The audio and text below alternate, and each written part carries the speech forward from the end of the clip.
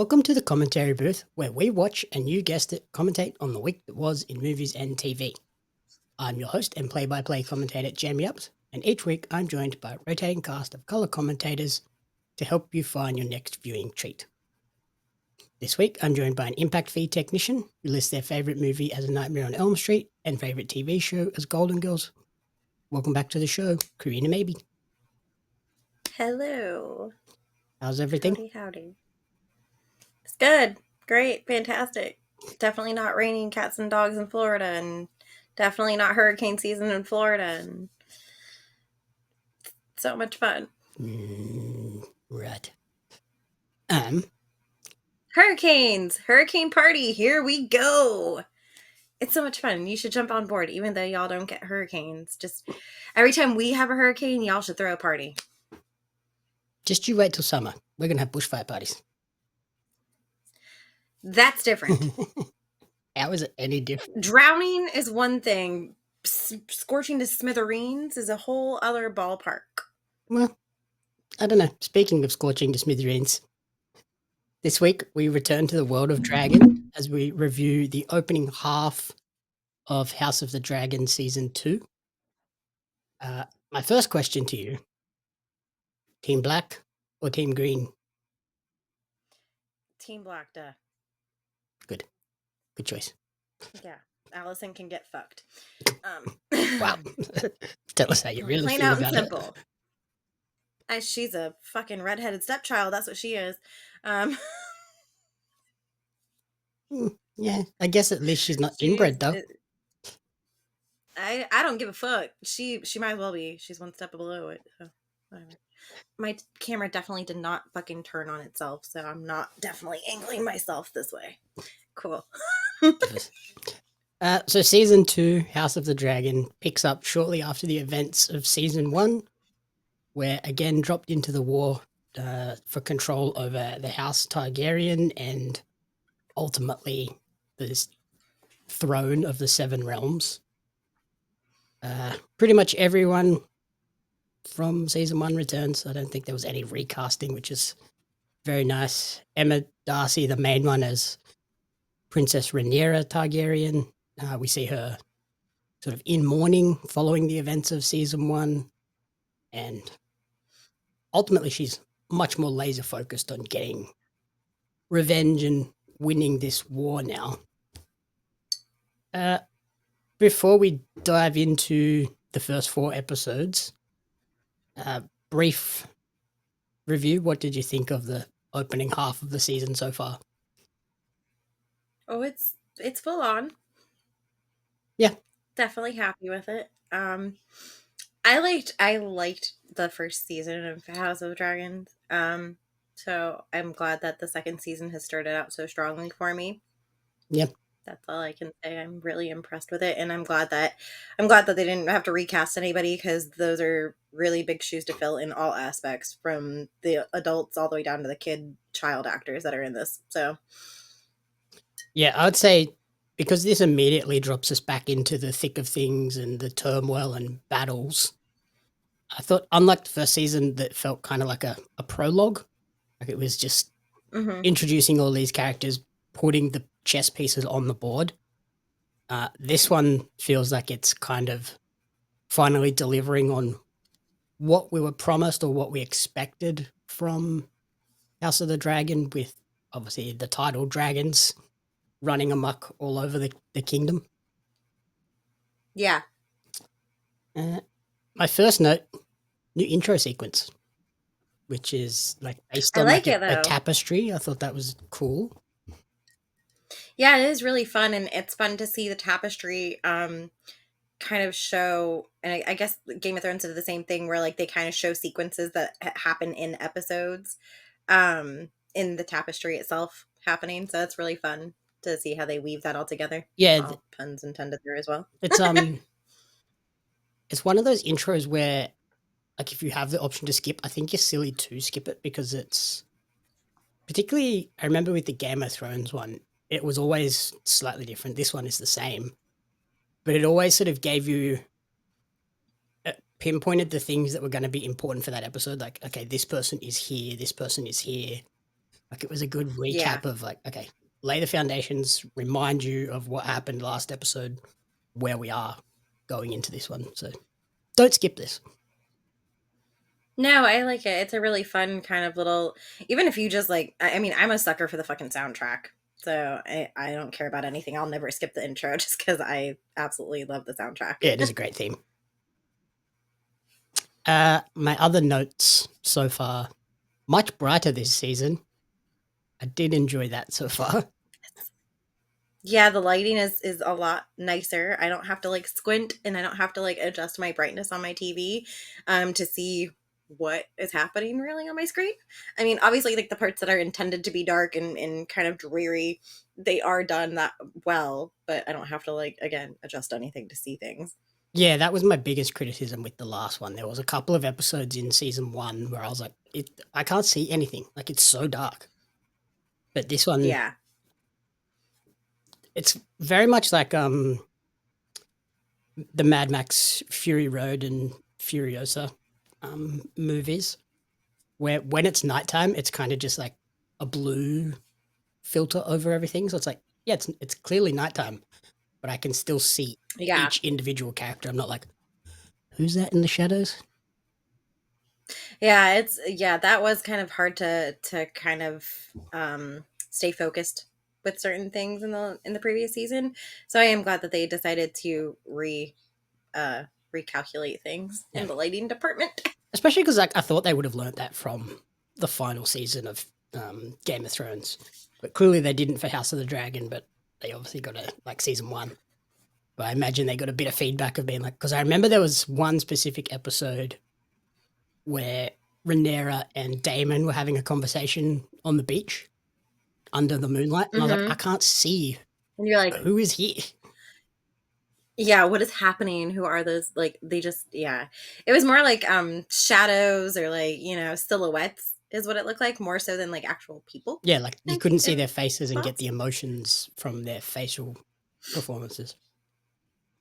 Yeah, I'm really happy that they went back to the drawing board and probably listened to the feedback and amplified it. We're also introduced to a lot more of a dynamic uh, environment and distinct environments in this season. We go in the first episode. We go to Winterfell, the Wall.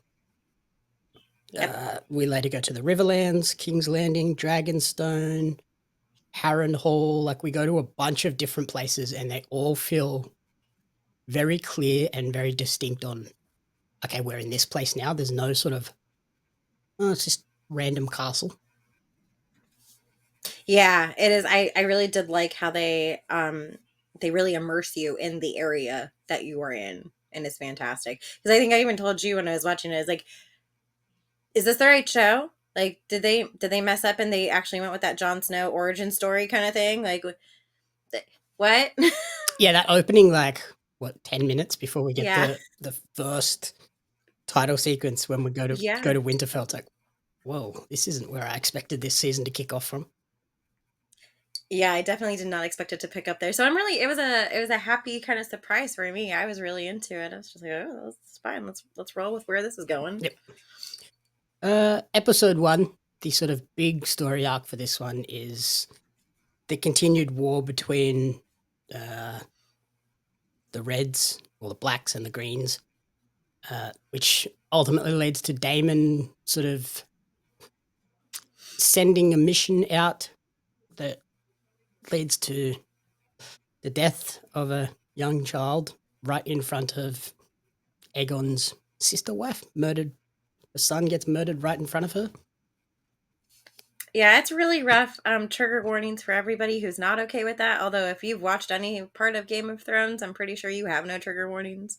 Um, but it's not cute. I mean, it's not like a, you know, quick, swift motion. We'll put it that Yeah, way. it's a very It's a intense pretty full murder. on murder. It's a very intense murder. Yeah, of a child, like of a very small child. So Yep.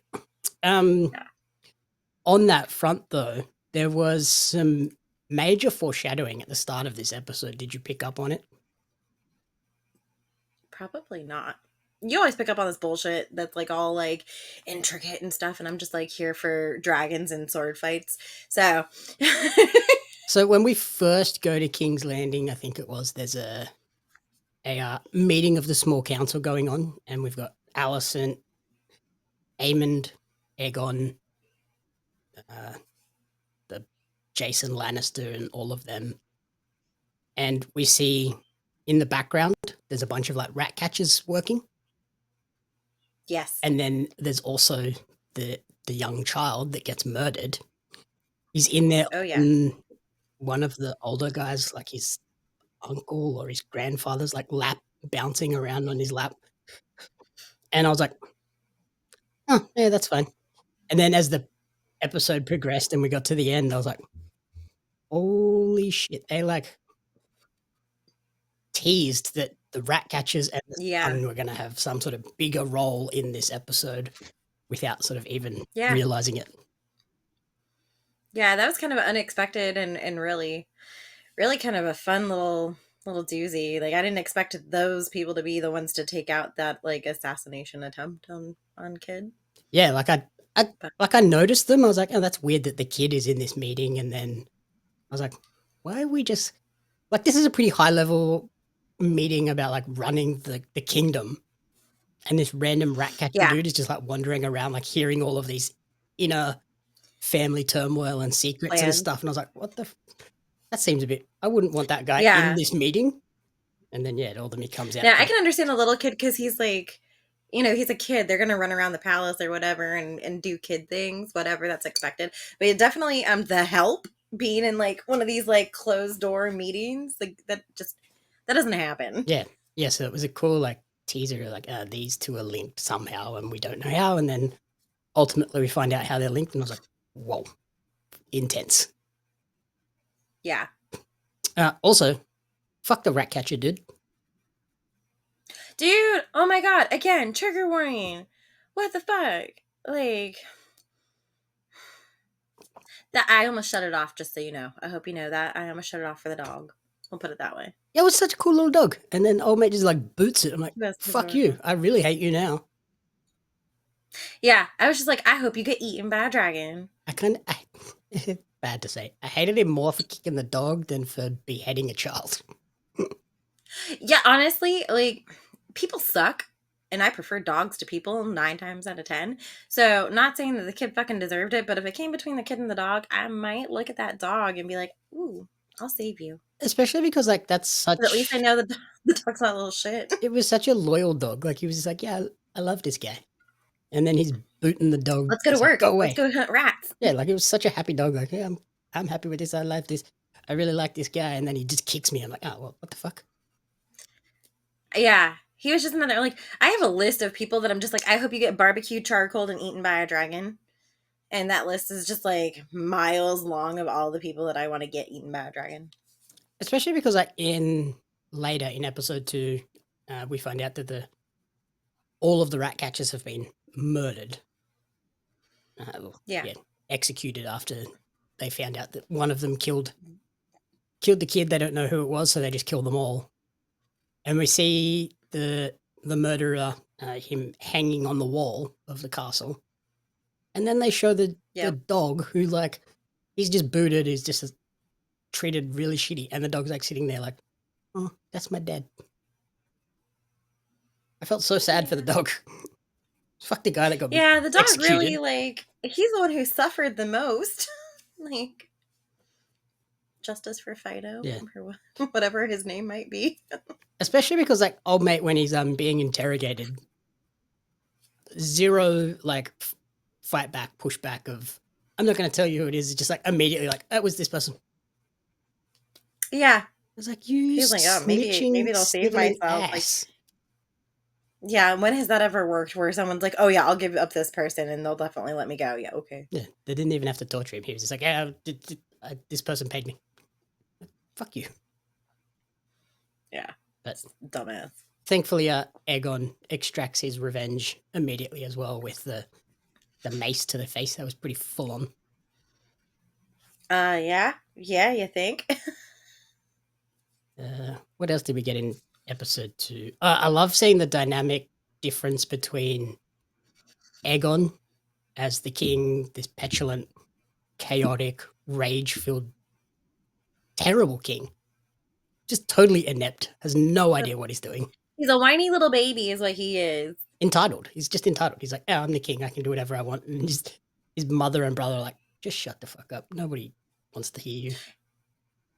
Yeah, like it's like, he thinks that he's just like all high and mighty now. Like, I'm in charge and there's nothing anybody can do about it. And it's like, you are so fucking educated. Like, please shut the fuck up and just sit there and look cute. Which you can't even do Yeah, either. yeah. So, Let the council run things because you have no idea. Like all of your ideas are terrible. yeah, because you're just like working off of pure instinct and rage. Like, oh, I want to get revenge. Well, that's what dumb fuckers do. And that's how you die. Or, come to your demise and shit like that. Like, in history, you can see like powerful people, they've either like, not thought very properly and, get got, or they sit back and they watch everything happen and, they end up ruling well. Yeah, like he's not playing the game. Like he's not looking 2 or 3 steps ahead. He's just in the moment for everything. And it's like, just that's not Yeah. that's not the idea when you're in this all out war with dragons running around. Like you stuff up, you're gonna get. Yeah, you have to look at the bigger picture.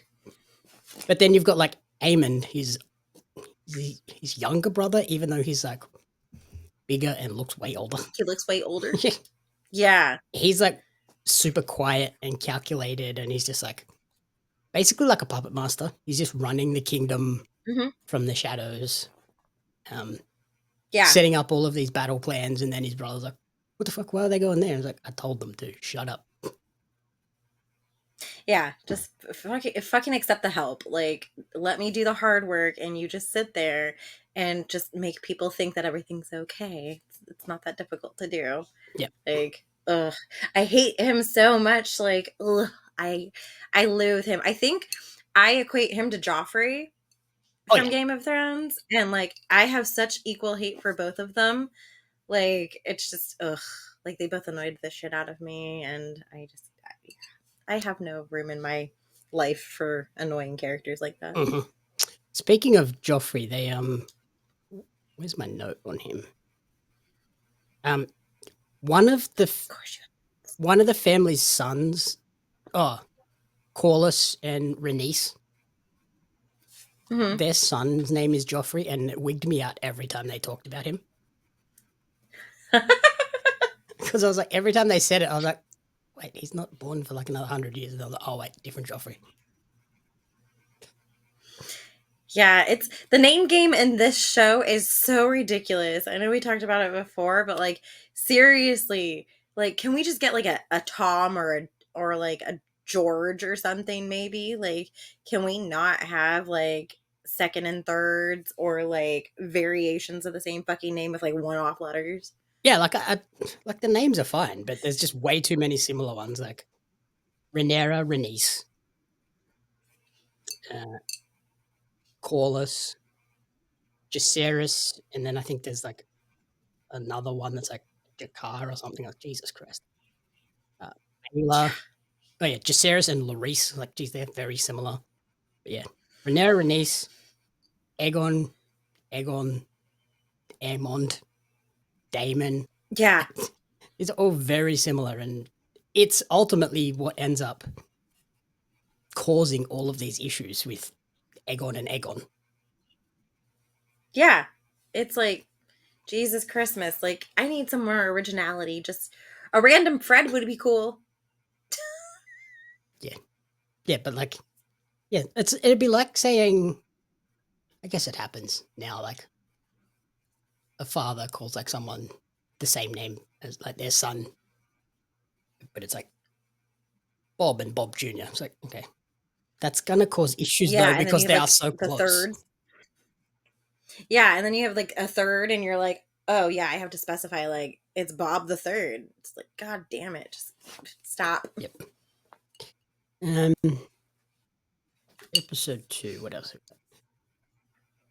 Oh, Um, the plan that is put into place. The killers weren't supposed to kill the child, and then that yeah, like create some friction between Rhaenyra and Daemon because Daemon like set about this, push the domino and let this all go into place.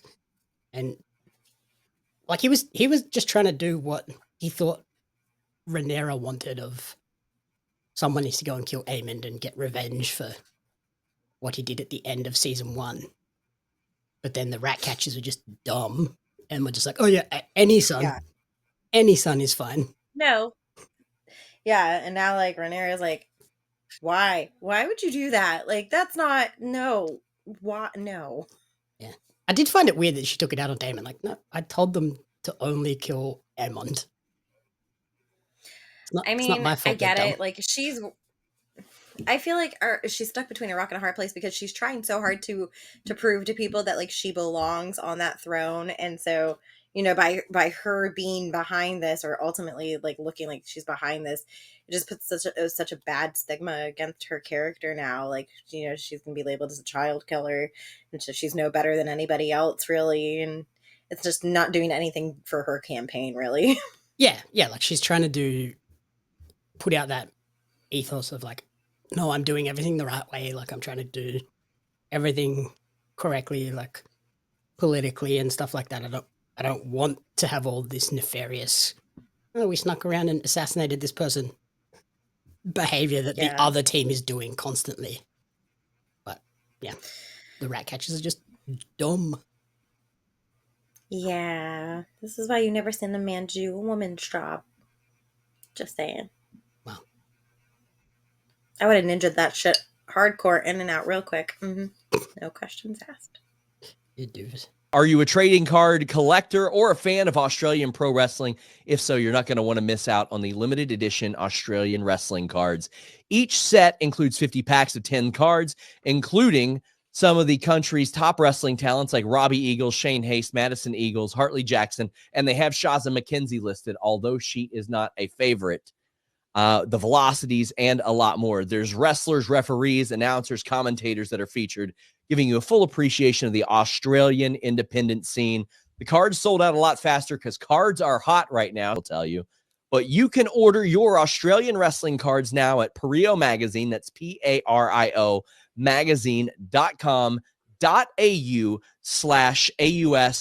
magazine.com.au/AUSWRES cards.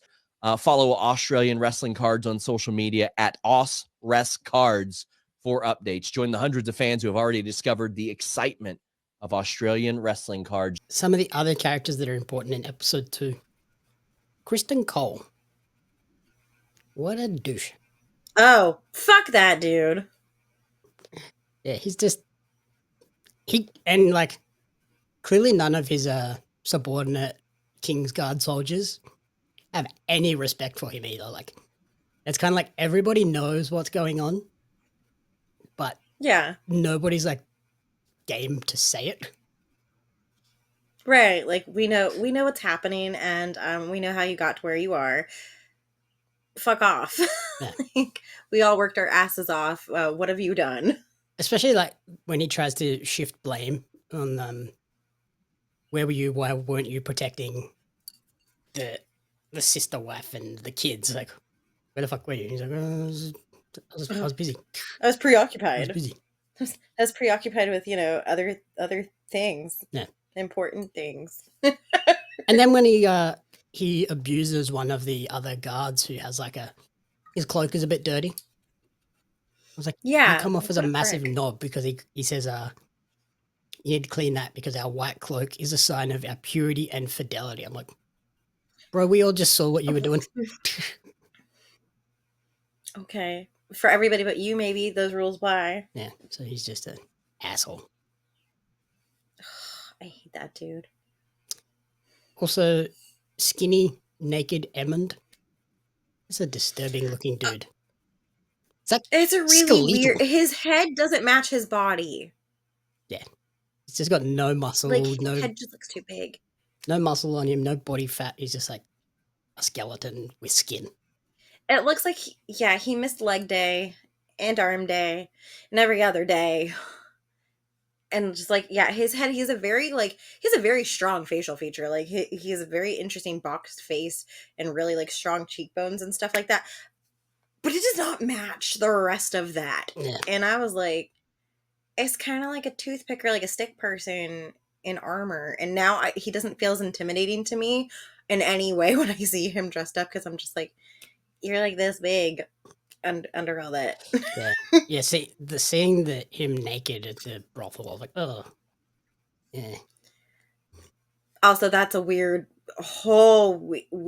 kind of situation that he's in with that particular like madam or whatever she happens to be. It's It just goes there for cuddles. Let me just tell you something. Not that I really give two craps about it, but this gave me such Homelander from The Boys vibes in that scene, and I'm just like, "Bleh." You're close. He's not drinking the milk, but Yeah, it's close enough. he might as well be at this point. Yeah. Like, He's just getting this major ick. cuddled like he's a little baby. It's like, oh, this kid's got issues. Yeah, It's got some serious issues. it's a major ick thing. So yeah, that's the first 2 episodes, which have, by the time this episode comes out, will have aired. But then we've got like the next 2 episodes we've already seen. For me, the season really kicks off in episodes 3 and 4. They are Yes, they I are am epic so episodes. thrilled with it. They really are. Definitely puts the last season of Game of Thrones to shame. Like these 2 episodes alone are what the last season of Game of Thrones wishes it was. Oh yeah, yeah. Like 100%. there's some battle sequences and like very crucial conversations and moments in these 3 episodes 3 and 4, which like just crazy moments. Like they set up so much and then pay it off. I'm like, okay, this is what I always wanted from this show. Yeah, it definitely delivers. If people were like sleeping on it, or they weren't very thrilled with like the way season 1 happened because it was just too slow, or like it was a slow burn kind of moment. As you said, it was kind of worked like a prologue. Definitely 3 and 4 are where it picks up, and like people will be very, very pleased, I think, with it. Yep. Yeah, there's a couple of moments that we can talk about. There's a line, soon enough they won't even know what started the war. And it's like, people don't know now. Yeah, They just know that these 2, they think it's all about Rhaenyra thinks she should be queen. Aegon thinks he should be king. That's all they're thinking of. But there's like all of this other back issues of Aemond and his dragon ate that kid in the first season. Now this other kid had his head chopped off. Also, in episode 2, when they have the funeral procession, the close-up of the kid with his head sewn back on, I was like, whoa. That was like, oh my god, I can't believe they did that. Like, I guess that was like a thing maybe back in the day where like they wanted them to look like presentable. Maybe don't have open casket. I don't think that was like an option back then. I think it was necessary for them to like be paraded around and shit. Yeah, you we know, could just put him in a box. We didn't need to see him on the float, fully exposed, head sewn back on with just like thick ass string. Let me just tell you, I really thought that like that was going to be a catastrophe where like someone like jumps in front of like the cavalry that's happening, and like everything just goes like tits up, and like everything falls everywhere, and there's like a dead fucking body like in the middle of the street or something. Yeah, I was expecting the head to just like I feel like that is the kind of chaos and roll off the cart. That's the kind of chaos that I expect from like this kind of like series, like just the completely unexpected and like unnecessary, but totally true. Yep. But yeah, like with the not knowing what started the war, or does it even matter at this point? Because now like we see houses essentially just using it as an excuse to start fights. Yeah. And, people change at the drop of a dime, depending on who shows up at their doorstep, you know? Like, there is no loyalty. Doesn't matter. Yeah, there's plenty of people in episodes 3 and 4 that are like, oh yeah, we're with you now. Like, fuck off, asshole. Yeah. Just because a guy showed up with a dragon, you're like, oh, where was you? I mean, to be fair, a dragon's pretty intimidating. Just depending on the size of said dragon. Yeah, there's some crazy size differentials with the dragons. I did not realize that. Like, I keep going back to like Game of Thrones, and like Daenerys, her three dragons did not seem like that different in size all that much. Like, there were differences, but they all seemed relatively like average. I guess whatever They were average all is just, for a yeah, dragon. they were just Um, dragons. yeah, but like now you see like each dragon I feel is like a decent size for the rider that they are assigned to. Like I feel like, you know, the younger kids have dragons that are made more, or that are smaller, on the smaller side, and then, you know, obviously other people have way bigger dragons for no fucking Yeah. They're reason like whatsoever. a reflection of their sort of personalities and intimidation factor. Like there's Sunfire, who's like pretty spindly, pretty shitty Aegon dragon. Yeah. Like, fuck you, you're shit. You don't do anything. And then you have Aemond on Yeah. Vhagar, who's just a monster. Dude, that, yeah, he looks like It's a definitely something from another flying realm. tank. That He's thing is massive. huge. He is. He's like the Kraken of the sky. Yeah. But then even like Rhaena and her dragon, Meleese, like that's a big dragon. Hmm. Yeah, massive, massive dragon. Like, oh shit, that's a big dragon. And then Vhagar comes in, you're like, oh, what? That's a big dragon. That's even bigger. Like, just when you thought they couldn't get any bigger. They're like a Russian dolls. Like, whoop, whoop. Yeah, it is. Like, bloop, bloop, bloop. Yeah. And you mentioned Daenerys and her dragons.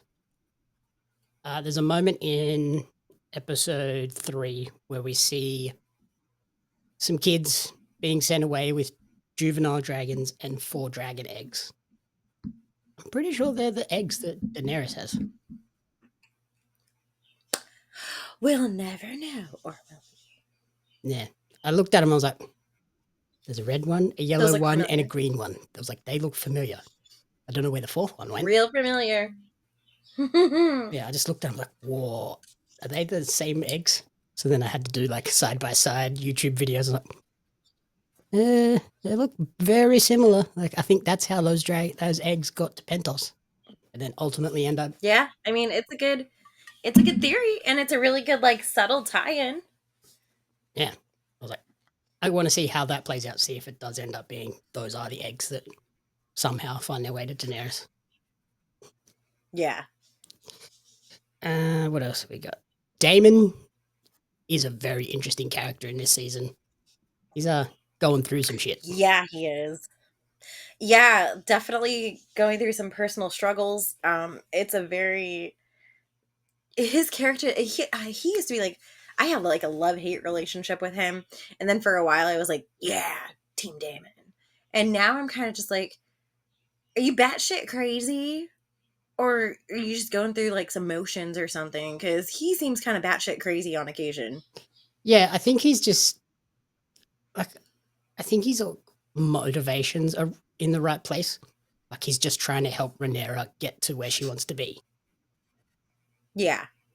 The way he does it, not always the greatest. And then because of a bunch of his like stuff ups and failures and everything, he's kind of being tormented by his own sins of the past.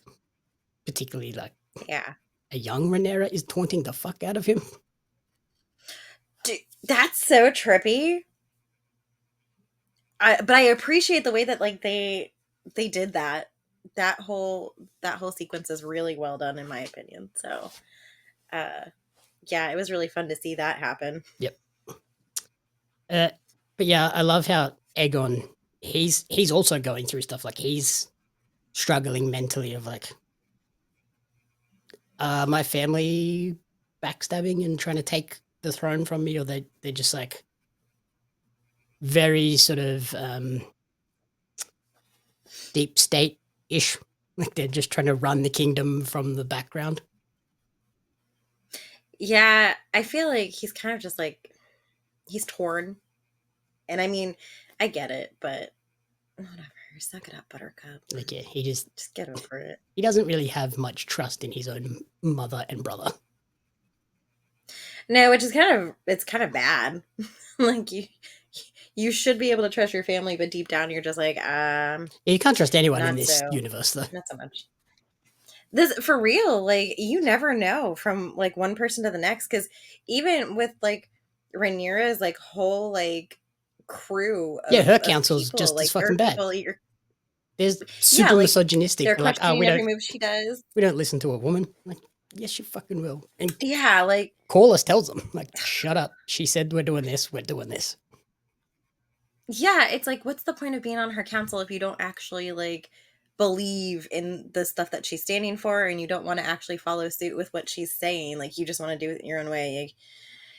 Like, yeah. So yeah, I did like that, especially Alicent when she just tells Aemond or Aegon, just shut up and look pretty. Like, dude, you clearly don't know what you're doing. I just hate Alicent. listen. Just let us run it. You just sit there and shut up. I hate her so much. She's such a Cersei Lannister, and I hate her. Yeah. Cersei did it better, though. I did like that she, like, the whole war started because of a misinterpretation of King Viserys and his final dying words about Aegon is the one that will save the world. But she just misunderstood it because she's never heard the story of the Song of Ice and Fire. Whereas Rhaenyra has heard that story. So she's like, wait, no, that's the mistake. That's not that. He wasn't talking about your son. He's talking about this long dead king. Yeah. We'll see. It's where the constant reuse of names, dangerous. Fucking Christ. Bob, Fred, George. But yeah. I'm gonna stand by it. Like, I need one of those. Yeah, but like it's cool because it like both of them feel like their reasoning for fighting for the throne is totally justified. Like they both think they're in the right. But they're clearly not. No. Well, Rhaenyra is technically in the right. She's doing everything that Viserys wanted. It's Alicent that has misunderstood, misinterpreted, and is doing what she thinks he said. But that's not what he said. No. And honestly, I don't think that's really her drive. I'm pretty sure at this point she knows exactly that that's not what he meant, and that he meant something else, and she's just being a bitch. Yeah, I went back and watched that final death scene from season 1. And I kind of got the vibe that she always intended to like try and take the throne for her son. And that was just like justification in her mind that, okay, this is what he actually wanted. So I feel like she was always going to do that. But we do see her beginning to sort of have a bit of doubt about that, where she's looking for all of the history books and like, where are your father's books to Aemon or Aegon? He's like, I got rid of them. She's like, you burn them? No, I didn't burn them. I just got them out of here. Why would I burn them, you idiot? Yeah. Nothing like being king and not wanting to educate yourself. Like, oh, I don't need those things. They're just, pages with words on them. They don't mean anything. Yep. So yeah, that was pretty crazy. I'm excited to see how she continues on that front of, does she continue to have self-doubt? Does she finally hear about the Song of Ice and Fire and then go, oh shit, I stuffed up. But it's too late. The ball's rolling. Like where? Yeah. This I'm thinking that is rolling down the hill. We're unstoppable now. We can't stop what's begun. I think I feel like she's probably going to end up finding like the books and just starting to like educate herself and trying to like dig through and see what all of this entails, and like if anything is like written down about it and stuff, just to try and educate herself and see. And even if she does come to the realization of things, she's still going to just go with her own plan. Yeah, I think she's just going to have to try and like find more and more things to justify what she's done, and try and hide that story from everyone else. Yep. Which I think is why Rhaenyra starts to inform more people about like, this is what happened. This is the story that has been misconstrued. So I think there's lots to play in that sort of realm. Yep, 100%. And then the last thing, epic battles. Like, Yes. these are the battle sequences we all wanted from this show, with half a dozen dragons flying around. It's like, yeah, this is what we expected from season 1 and never really got, but now we get. Oh yeah. No, I love it. It's so funny. I was watching, of all things, I was watching Lord of the Rings today because it was just on TV. Yeah, don't ask me why. Also, my nose is itching like crazy, and I'm so sorry. I promise you, I'm not trying to pick my nose or anything. It just like uncontrollably itches right now. Um, but yeah, I was watching Lord of the Rings, and I was like, wow, this is such an epic battle sequence. And I had watched episode 4 this morning, and I was like, damn, today is just such a good day of epic battle sequences. And then I fought my fucking washing machine, and I was like, never mind, I don't want to battle anything. But yeah, it was just so interesting to see how these like epic sequences really like shape movies and shows into what they are, and like that's why people like them so much. So I'm really happy that they have definitely like, I feel like they've even turned it up more this season, and I'm so thrilled with it, and I cannot wait to see like the remaining parts of this season, because it's just going to be, if it follows suit with what's already happening, it's going to be fantastic. Yep. And again, I think it's because it's so bright as well. Like, you can actually see everything that's happening in this battle. It's not like at the end of season 1 where there was the big Aegon or Aemon's dragon versus the young son of Rhaenyra. We couldn't really see that fight. Yeah, it was really It was rough. dark in the middle of Like you had to go back, you had to retweak everything to watch it properly. It was just not enjoyable. this battle. You see everything, and it's intense. Yeah, definitely. It's definitely hard to like stay in the moment when things are so hard to see. I think like it takes away from like how epic things could be. So like I'm just really glad that this season it feels like they've learned from their mistakes and definitely amped it up. And there is no visual issues, I think, with it so far. Yep. And even though like it is this big epic battle, it's also like a pretty emotional battle too. Like, we see a couple of the characters sort of realize like, okay, this is our final moment. Like, this battle is going to be the thing that finally takes us down. I was like, okay, that's Yeah. sad. I never thought I would feel that bad about a dragon. Yeah, it's a very defining moment, but it's so well done. Um, Definitely isn't like cheesy or anything like that, in my opinion. I think it's just such a really well done sequence, and it is, you kind of get like emotional with it.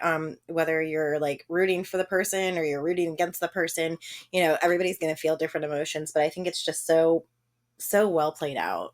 Especially because I think you see the rider and the dragon. They both sort of look at each other at one point, and they're both kind of like, this is it.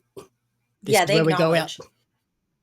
It's like, oh, Yeah, it's a really, oh, it's a lot of emotions kind of rolled into one, and you can just like see and feel them. Like that's the thing, is like when something comes through the film and you can like feel that kind of emotion that they had on screen, like that's fantastic for me.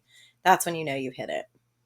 and like even like the aftermath of the battle too, where we see some soldiers that have just been turned to ash inside their suits of armor. It's like, whoa. Shows how Yeah, crazy these battles it's are going to be for the next 4 yeah. episodes. I hope it continues. Like I don't see why it wouldn't, because it's going to be such a crucial war. Because that's essentially what we see going into it, is like the war is happening, and it's going to be very interesting to see how everything plays out. But I'm really excited to see how the dragons you know affect everything, and whether it be for the good or the bad. I feel like there might be like a turn of events that we aren't expecting, maybe you know people that you wouldn't expect to maybe change sides, actually do change sides. So I don't know, we'll see. But Yeah, I think there's going to be lots of twists and turns in the final 4 episodes. Like, the show's been renewed for a 3rd season, so it's not going to all wrap up in the last 4 episodes. So that's cool. Lastly, you mentioned being able to see everything. There is a particular scene in episode 3 that is House of the Dragon, Game of Thrones, you expect to see some shit. I never Yes. expected to see what you see in episode 3 front and center of the frame for as long as it's front and center of the frame. Yeah, I had waited.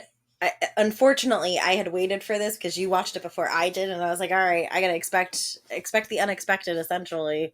And it took me a minute to really register that that was what I was watching on screen, and I go, "Oh, there it is. That's the moment that he was talking about." Because I've seen some stuff, but like I just didn't expect to see it like that, full on. Yeah, it's pretty intense. Things. Yeah. Yeah, it's something. Well, okay. Like we've seen some brothel scenes, some very intimate scenes, but I didn't expect to see that for that long. Yeah, I don't think I realized how long it was actually on the screen for until I was just like, it's still It's still happening. going. There's It's still a whole happening. conversation It's still happening going. behind what's in the foreground. For, yeah, and I was just like, okay, Yeah, it cool. definitely sets the tone for where you are. Yeah, that's 100% true right there. So yeah, Oh man. I know. But yeah, so far the first 4 episodes really great. I enjoyed the season. I think I'm enjoying this season more than I enjoyed season 1. Like I liked season Yes. 1, but it was much more sort of cerebral and just political intrigue sort of stuff.